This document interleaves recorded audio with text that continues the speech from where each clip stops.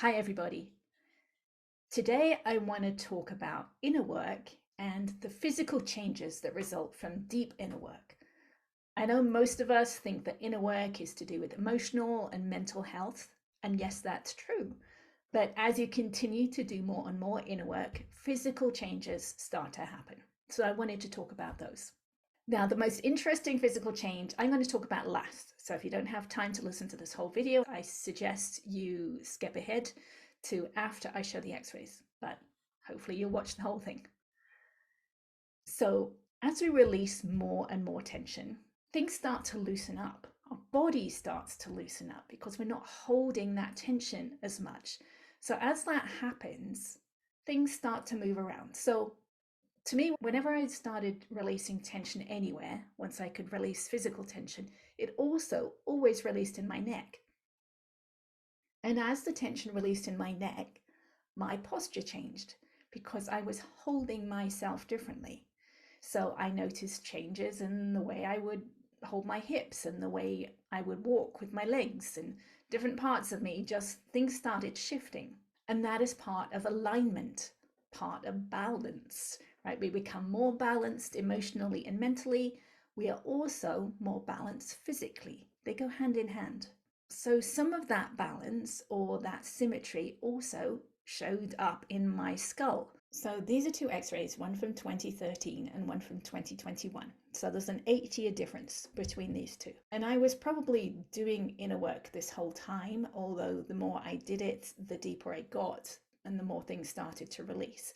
So actually from the last 2 years, it's now 2023, and these last 2 years, things have changed substantially more, and I would love to get another x-ray taken. It's just that my orthodontist no longer takes this form of x-ray, and I haven't been able to find anyone else who does. So hopefully at some point I will have another x-ray taken and I will see substantially more changes than I saw from this one. Now, some people, when they see these, they think, well, maybe I'm just standing in a different position or something. But you can see that the white line coming through my forehead there, that is a piece of metal that is part of aligning. You have to align yourself. And those two little marks on the side outside my skull are also markings, because you actually have to have something in your ears so that you're positioned in the same way. So there is no change between these different x-rays. I'm standing in the same position as I was.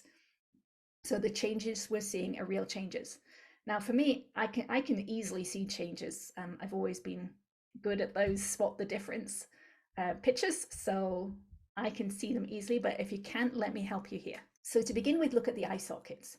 Now imagine the eye sockets are lenses on sunglasses. So if you're looking at the one from 2013, those lenses are kind of bent out and not straight. But then if you look at the x-ray from 2021, you can see that the lenses are straighter across. So the bones or the eye sockets themselves, I'm not sure which, have actually moved.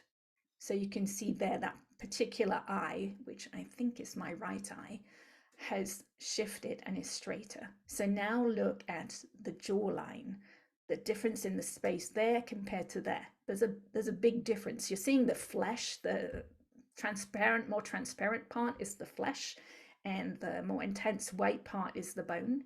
So you can see the significant difference there. And then 8 years later, it has diminished. The jaw is clearly more in the middle. That red line with the arrows on the end is the same. It's the same length. They just copied one to the other. So you can see on the 2021 x-ray, it doesn't fit within those lines anymore. Now let's look at the neck. I just drawn one vertical line. It's the same vertical line on each of them. So the x-ray on the left, the 2013 x-ray, you can see the angle of the neck is clearly a long way from straight there.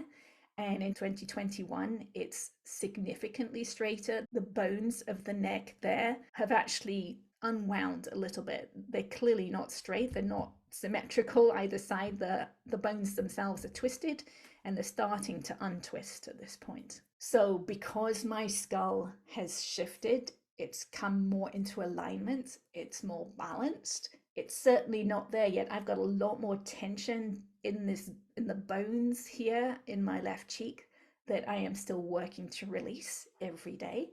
But as I do, I think things will continue to shift. Along with this release of tension in the body, in my neck and in my head, I've actually grown 3/4 of an inch as well. Now, I haven't actually grown. I was always 5'4". And when we become adults, there's really no reason to measure ourselves because we don't grow. And at this age, in our 50s and the 60s, we actually start to shrink normally. So I've actually been reversing that process. I've not been shrinking, but have been releasing that burden that I've been carrying all these years, and have actually, I think, become more of my natural height.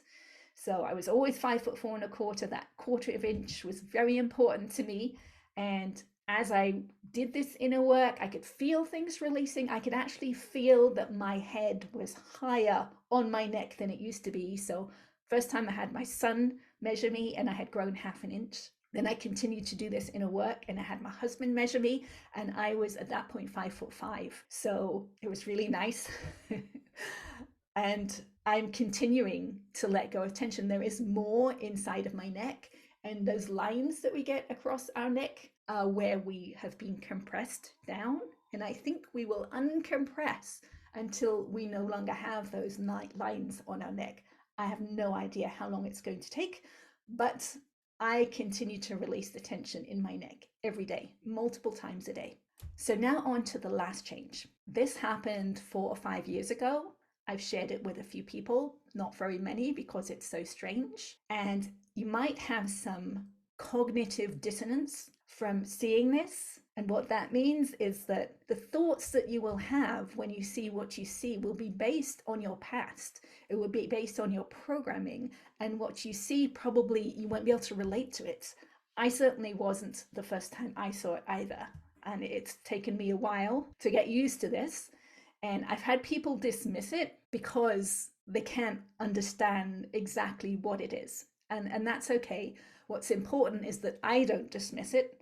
I know what it is. I've lived with it now for 4 or 5 years, not sure exactly how long, but it developed after I developed the ability to put my awareness inside my head. I would watch this area between my eyebrows because I would feel it's burning. I would feel a burning sensation there sometimes when I was releasing tension, mostly in my head. And so I would watch that place. I knew that that place was considered the third eye, some symbology of the third eye. I'd seen a lot of things, read a lot of things, watched a lot of things about the third eye. So I kept track of it. I would watch what was happening. And one day I saw what I'm going to show you now. Now, there's a reason I put my eyes on my book and my workbook, and it's not because I like my eyes at all. I would actually rather not have them on there. However, this is the reason that I put the photo of my eyes on the cover of my book.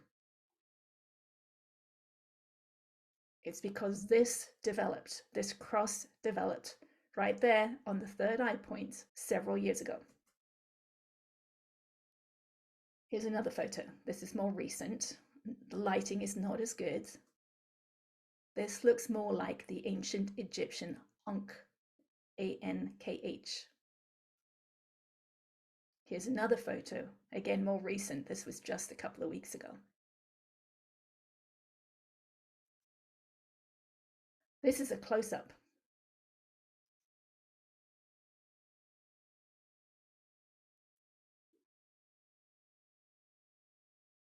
That is the reason, for those who know me at all, that is the reason I have this as my logo on my website. So this symbol is called the ancient Egyptian Ankh, or Ankh. It's also called the key of life, and it dates back to centuries and centuries before Christ.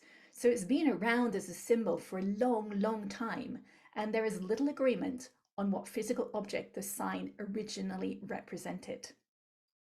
Based on my experience, I believe that there were many people in different parts of the world over the generations that have done the same inner work, and that this sign developed on their foreheads as well. That is why people can't decide where these symbols originated. It's because they originated in people in different places around the world. Now, what exactly the key of life means, I don't know. But what I do know is that this path of working through our past, doing inner work, doing shadow work, expanding the awareness deeper and deeper inside, this is the path. I don't know where it's going to lead, but it's the path. You don't need to look elsewhere. You don't need to keep looking. You can come back and you can do this inner work. You can feel those feelings, feel those emotions, and let them go. Release that tension inside, and you too can develop this symbol on your body. I have no idea why or how the body creates this symbol. I just know that it does, and it did in my case. The reason I'm sharing this now is twofold. First of all, I've had some people start to do this inner work, but then have kept looking. They've kept looking for something else. And I know I did that for a long time. I kept searching for something that was going to work. To me, this symbol shows that this is the work that needs to be done. This is the path. You don't need to keep looking. You just need to start doing this inner work. The other reason is I think maybe it's time and I'm supposed to become part of a bigger conversation to share my understanding of life, of this work, of ourselves, of our soul. So if you want me to share what I have learned somewhere, please contact me. If you have a podcast you'd like me to be on, please contact me. If you have questions, ask your questions and I will answer them. I'm here at 11 o'clock Pacific Standard Time on Tuesdays if you want to come on and ask me questions. I'd love to talk to you. Thanks for joining me. Bye-bye.